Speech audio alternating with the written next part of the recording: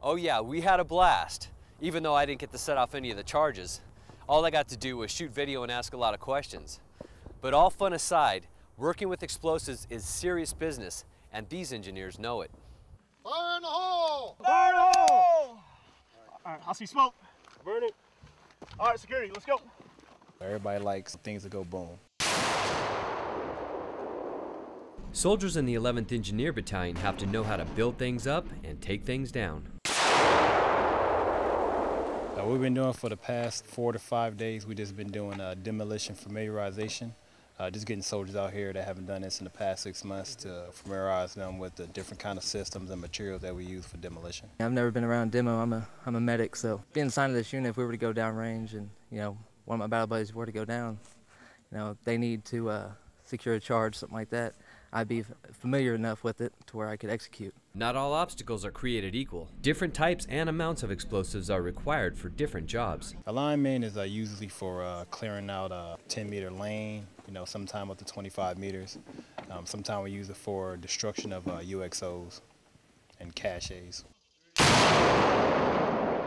A Bangalore torpedo kit is primarily used to clear a 4 to 10 meter footpath, sometime for light soldiers, sometime for heavy mechanized soldiers, just to make a breach for our assault force that's right behind us.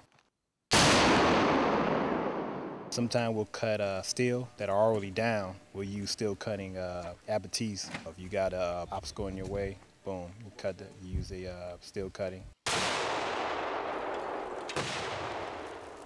And when they need to clear land and cut down trees without a saw or an axe, no problem. We use det cord and we can use C4 to do timber charges and to make abatis. An abatis is a system we use to clear out trees in the case we want to make a landing zone for a helicopter or to clear fields of fire.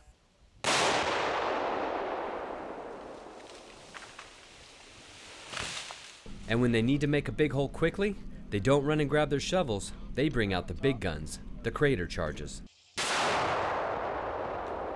Oh, crater in charge? You know what a crater in charge is. No, that's primarily used to deter the enemy also, counter mobility. Pretty much make a tank-sized crater in the road to deter the enemy from advancing forward.